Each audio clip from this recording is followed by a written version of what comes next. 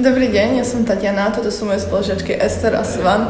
Spolu chodíme na francúzsku školu v Bratislave, sme v prvom ročníku na gymnáziu, ja mám 15 rokov a zaujíma ma ekológia. Bonjour, je m'appelle Swan Brossard, je suis en seconde à l'école française internationale de Bratislava. On fait ce concours à 3, donc on est en équipe. Et on fait ce concours parce qu'on aime beaucoup l'écologie, l'environnement et parler. Moi c'est Esther, je suis également en seconde à l'école française internationale de Bratislava en Slovaquie. Et donc on a choisi l'exercice oratoire du débat. Donc je représente les pêcheurs.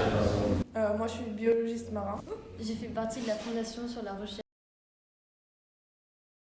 Je me présente, je suis pêcheur de père en fils. Et donc moi je suis contre la réintroduction des lamentins, objectivement, ça ne me servira à rien. Ça va juste provoquer de la panique partout pour nourrir les familles, donc moi je suis contre. Alors j'entends bien ce que vous dites, je sais que les pêcheurs artisanaux comme vous, surtout dans des pays comme la Guadeloupe, vous avez besoin de la mer et de ses ressources pour vivre et nourrir votre famille. C'est votre culture quoi. Pas que notre famille d'ailleurs, toutes les familles de l'île. Certes, mais on ne peut pas oublier le fait que les lamentins étaient là à un certain moment et qu'il est important de garder cet équilibre dans la biodiversité. Mais comme cet équilibre a déjà été cassé, c'est oui, bon, mais... là, nous arrivons très bien à vivre sans les lamentins actuellement. Oui, mais vos bateaux, par exemple, embêtent ces lamentins et les empêchent de vivre bien et de s'épanouir dans leur milieu. Alors je pense que vous devriez réduire un peu vos activités. Donc vous êtes pour l'écologie? Oui. Sauf que faire venir ces lamentins, ça prend des bateaux, ça ne prend pas pour l'écologie, ça polluera. Je sais pas comment vous allez faire, mais ce n'est pas que les lamentins, toutes les autres espèces de poissons. Il y a la majorité des espèces marines qui vivent aux côtes, sur les côtes. Et vous, avec vos bateaux, vos méthodes, vous les empêchez de vivre normalement. Je vous arrête tout de suite, mes méthodes sont bien moins polluantes et sont tout à fait artisanales. Je ne fais pas des grands filets qui rasent toutes les marées. Je sais me gérer. Je ne détruis pas toute la faune et la flore. Pour parler de vos bateaux, et 90% de la biodiversité est marine, elle vit dans l'eau. Et il n'y a seulement que 10% qui a été découverte.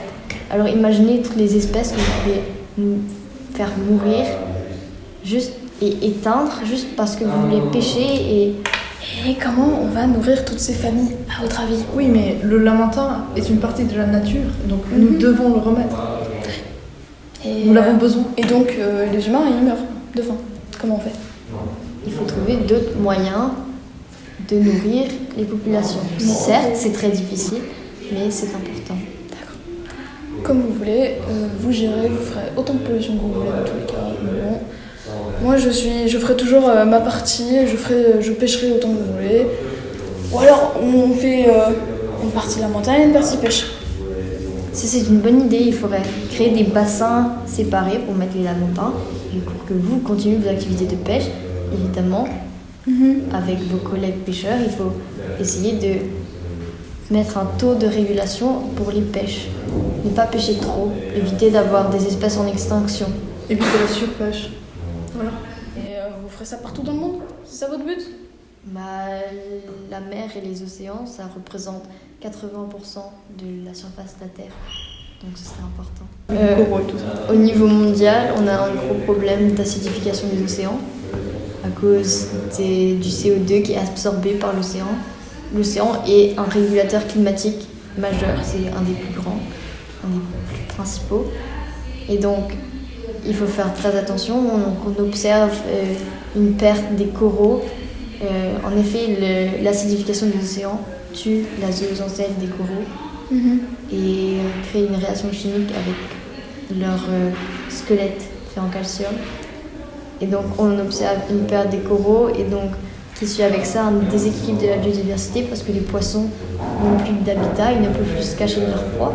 Vous comprenez que c'est quand même un problème pour nous. Ah mais je suis tout à fait d'accord, mais là vous exposez des faits, mais avez-vous des solutions autres que nous enfermer et qu'on arrête de faire de la pêche?